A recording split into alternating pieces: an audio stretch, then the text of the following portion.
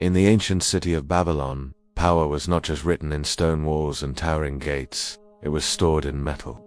Kings like Nebuchadnezzar turned gold into the lifeblood of empire, seizing it as tribute, plunder, and tax from conquered cities, then pouring it back into armies, temples, and monumental projects that shouted dominance to the ancient world. Babylon became a furnace where raw wealth was refined into organized state power, a model every major empire would study, copy, and adapt. As this pattern spread, gold stopped being merely treasure and became money. Rulers learned to stamp their authority onto coins, little discs of precious metal, precisely weighed, bearing the face or symbol of the state. Those coins paid soldiers at the frontier, merchants on dusty trade roads, and builders in the imperial capital. From Persia and Greece to the glory of Rome, the formula repeated. Extract metal from the periphery, centralize it at the core, mint it into currency, and then project that financial energy back out as conquest, infrastructure, and imperial administration. Over centuries, the empire metal turned into the backbone of entire monetary systems.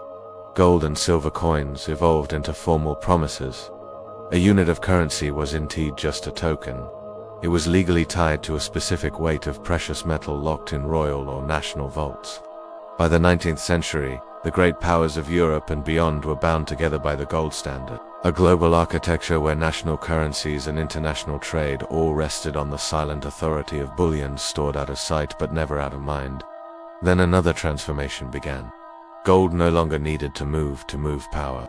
Early bankers and goldsmiths held deposits of metal and issued receipts, account entries, and loans against them. Pieces of paper and eventually digits in ledgers circulated as claims on precious reserves, multiplying the reach of each bar of gold.